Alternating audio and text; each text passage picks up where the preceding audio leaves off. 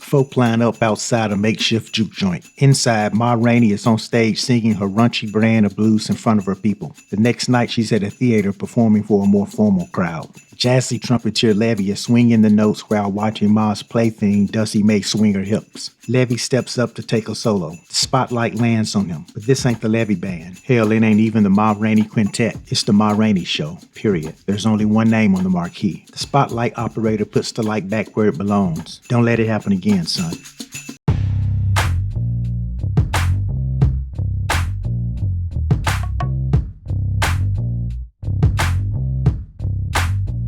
We're at a music studio where Ma Rainey's manager Irving is double checking everything so that it meets Ma's specifications. The studio owner Sturtevant and Ma got bad history. Ma has proved not to be the easiest artist to deal with. Sturtevant isn't completely sour on the pending recording session. He eagerly awaits the arrival of Ma's trumpet player Levee. Levee has some compositions that Sturtevant has interest. Outside, the band make their way to the recording session. As they arrive, Irving meets them, questioning the missing parties, Ma and Levee. They let him know that Ma's gonna be there when she gets there. And Levee, he fell back. A pair of fly wingtips grabbed his attention. Irving gives the guys a playlist of the songs for the session. Levee arrives fashionably late with his new shoes. Levee abides by the Deion Sanders philosophy. Look good, feel good, play good, they pay good. A call to begin rehearsal sparks a discussion about professionalism versus art. Levee ain't a fan of the old style arrangements that Ma performs. Cutler and the other guys being pro musicians, they're all about playing the piece, getting paid, and moving on to the next gig. Levee wants to jazz up the pieces. The problem is, it ain't his band. Levee has managed to get into the ear of Sturtevant and got the green light to play the tunes using his style. Cutler tries to educate the young cat that Ma makes the final decision. Levee tells the fellas that today Sturtevant is his boss. He steps away, opting out of rehearsal to work on some of his own stuff.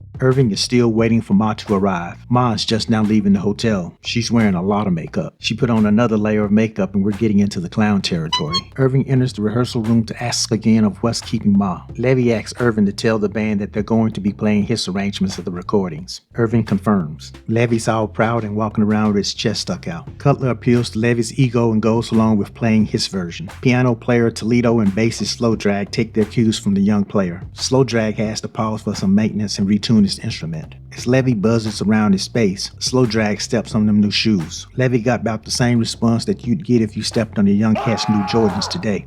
Mom makes her way to the studio as her nephew Sylvester tries to find the studio address. He gets into an accident. While Irving is at the entrance collecting food for the band, he hears a ruckus and recognizes the yells of Ma. He takes off towards the scene. Irving arrives and puts himself between Ma and a policeman before things go off the rails. Irving gets the 411 from the policeman about the crash while Ma interjects her own details. He takes the policeman aside and greases his palms. The bribe does his job and Ma is free to head off to the studio. Once inside, Ma immediately has beef. The place is a sauna. Sturtevant brings up the last session where she almost tripped over the fan cord and went off. But what Ma wants, Ma gets. Ma's plaything, Dusty May, starts to dance around. Ma watches, thinking bad shit in the back of her mind. She calls Dusty May over and whispers sweet nothings into her ear. Ma beckons Sylvester over. She's looking out for the young man. Ma plans to have him do the introduction to her staple song, Black Bottom. Irving returns, letting Ma know that he's getting her car fixed. Ma puts him on watch not to half-step on the repairs. She overhears the band rehearsing, and they're rehearsing Levee's version of her song. Well, that boat ain't gonna float. Irving tries to explain that Levee's remix is jazzier and more with the times. I guess he didn't hear Ma the first time. Irving still thinks he's got the agency to discuss it further. Ma ain't gonna keep repeating herself. Irving concedes. Ma goes down to the rehearsal room to introduce Sylvester to the guys. Right off the bat, she tells them to forget about rehearsing Levee's version. They're gonna do it her way, just as Cutler had predicted. Levee begins to whine about Irving and Sturtevant wanting to do it his way, as if that's gonna matter to Ma. Ma leaves Sylvester with the guys to practice his song intro. Cutler welcomes him and introduces him to the rest of the band. Levee waits for Ma to leave to begin crying about how his version is better. Once again, Cutler points out to Levee that he's there to support the talent, not be the talent. Levee takes a spot on the bench and refuses to join in on rehearsing. Cutler talks Sylvester through his part. It's a 2-sentence intro, so the band brings in the music and Sylvester starts to speak. But mid-sentence, the kid starts to stutter. Hard, real hard. The band is dumbstruck. Levee cracks up at the young cat's verbal struggle. Sylvester seems determined to get it right, but it appears to be a lost cause. Levee goes back to the bench, still boycotting the rehearsal cause he didn't get his way. He's just chilling. That's until Sturdivant pops in, which causes Levee to jump up at attention. Levee moseys over to Sturdivant and begins to do the Yassa Boss dance. Levee gives Sturdivant the songs that Sturdivant had requested from him. The fellas are watching this all of a suddenly motivated Levee. Seems that all Levee needed to get right was the white man's presence. Toledo believes Levee's subservient show around white folks is due to fear. Levee takes offense to such characterization. Levee begins a tale of his run-in with white power as a kid. One day his pops left the farm to go to the neighboring county to get some supplies. He left little Levee behind to oversee the family till he got back. That night, a gang of white men forced their way into their home, unannounced and unwelcome. Even an 8-year-old kid knows that something foul is about to go down in that situation. They started to snatch his mom around, and little Levee went and got his dad's pocket knife. He tried to defend his mom's, but one of the men took the knife away from him and sliced him deep across the chest. Young Levee bleeding out was enough to spook the men, and they left. When Levee's pops returned and heard the details of what went down, he remained stoic. His pops got the men's names. He even sold his land to one of them. He then moved his family to another town and got them all settled in. He then began a mission of vengeance. Levee's pops managed to take out half of the gang before they finally got him. Levee explains that he carries himself the same way that his father did, displaying a smiling face while masking the rage inside. That's his way of coping with the white man. Enough rehearsing, time to record. Cutler pulls Irving aside and informs him that Sylvester is the stuttering mess. The band gathers. Levee is eyeballing Dusty May about as hard as Ma is eyeballing him eyeballing Dusty May. Irving wisely wants to do the Black Bottom song last. See if Sylvester can't do the intro, at least they can record the other songs first and get them in the bag. But Ma wants to do Black Bottom first. Irving then throws the band under the bus and tells Ma that they said the boy can't talk right. Ma ain't about no mess. She blames Levee for saying this about Sylvester because it sounds like something that Levee would do. She demands that they do Black Bottom first. Sturdivant makes his objections, but he's still gonna set up that extra mic. Ma puts Sylvester at ease and tells him that everybody is working on her time, not the studio's time. Recording begins. Yep, he's still stuttering. We gonna be up in here all day, man. Ma's thirsty, she wants a Coke. It's in her rider, have a supply of Coca-Cola for her. Irving and Wynn mess that up. He encourages Ma to put down at least one track first and then he'll go get her some Coke. No go. Ma want a Coke. Now. She takes her seat and sends Sylvester and Slow Drag off to buy her a Coke. She calls Cutler over to set some things straight. She don't want him going behind her back to raise issues. She knows that Sylvester stutters, but she's trying to help him get past it. She also tells him that she done had enough of Levee and wants him replaced. Cutler points out the detail that one of Bessie Smith's songs is on their track list. Ma tells Cutler that she know white folks don't care about the art of blues. They're just trying to make some money. They'll flood the market with copycats, watered down versions, anything just to squeeze out a penny and move on to the next thing. She's just a cog in their money-making wheels. The art of blues be damned. Meanwhile, Dusty May done wandered down to the rehearsal room. She's prancing around and Levee done sprung up to give her a tour. Toledo knows that nothing good can come out of hanging around this situation and is wise enough to exit the room. Levee begins to make his case to impress Dusty May. He tells her about his aspirations of having his own band.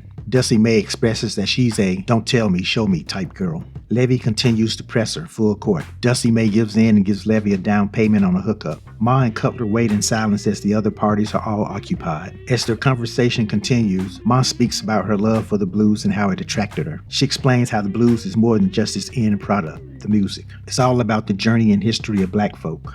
Those vultures that capture, imitate, and distribute the blues, they'll never understand it. Sylvester is back with Ma's Coke. Levee had to stop stroking and get back to work. Recording resumes as soon as Ma finishes her Coke. Okay, recording resumes. And Sylvester's stuttering resumes. Take 1, take 2, take 7, take 10. All of a sudden, our boy lays down a flawless intro to everyone's surprise. In comes Ma with the pain. She sings Black Bottom and all of the bullshit suddenly becomes worth it. Sylvester's dancing around. Irving's got dollar signs in his eyes. Dusty May's swinging her tail feathers. Levee's engaged in tail feather watching. Sturdivant doing something over there. Ma shouts the last note of a great performance. The room is in a celebratory mood.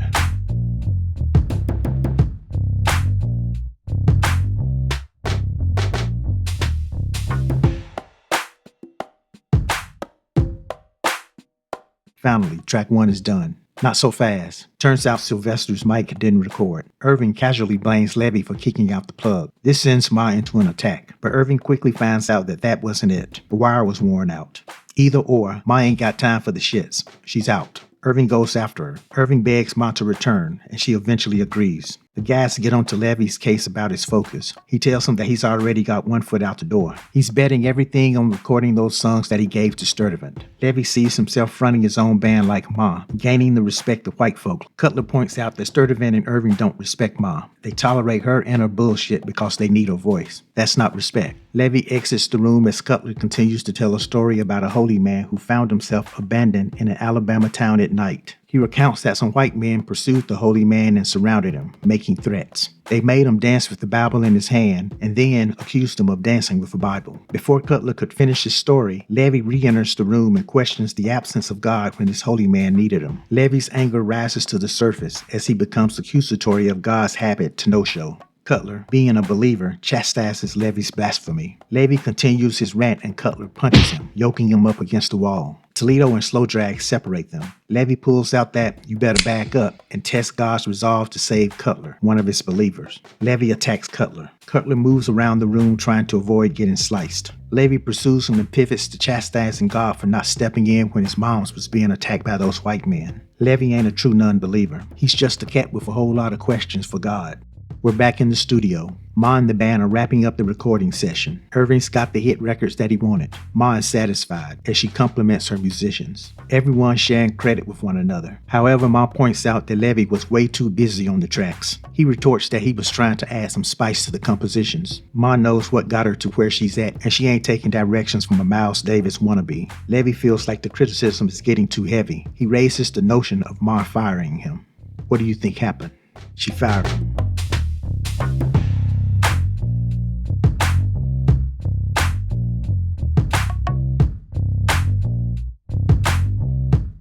Levee storms back into the rehearsal room, freed from the shackles of employment and having to keep track of money. Irving comes over to Mom with the money for the session. He tells her that Sylvester's pay will have to come out of her pay. Mom tells Irving to go back to Sturtevant and tell him to pay Sylvester out of his own pocket. Irving seems resistant to do so. Mom tells him that if he's her manager, he needs to get to managing. Irving comes back with Sturtevant and that money has magically been found. Mom counts it out and gives Sylvester his share. She tells Sturtevant that she knows the only reason he gave in so easily is because she ain't signed the release papers yet. She walks out with Irving running behind her, pleading for her to sign the release. She checks the car to make sure that it was repaired and then faces off with a pathetic Irving. She reluctantly signs the release, knowing that in the long term, she's getting the short end of the deal. She rides off with a sick feeling in the pit of her stomach. The men are packing up. It's a quiet room considering that Levee just got clipped. Sturtevant arrives with the money. Cash money. The guys are happy. Sturtevant turns his back to exit and Levee is right behind him. With no gig, Levee really needs to record those songs that he gave Sturtevant. Sturtevant brushes him off, telling him that the songs just don't work for him.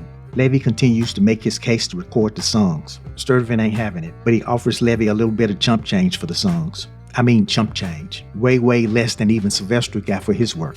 Levee's pleas cross over into the arena of begging. Sturtevant stands on his offer and shows his back to Levee again. Inside the room, the guys hear Levee degrading himself, begging Sturtevant.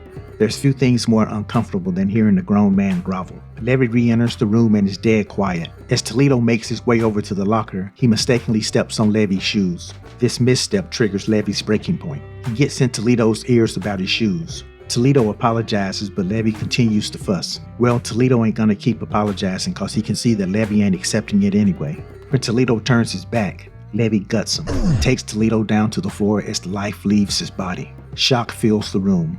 Levee slowly begins to grasp what his reckless emotion has caused. He sits in the center of the room, a broken soul, along with Toledo, a victim of Levee's misdirected rage.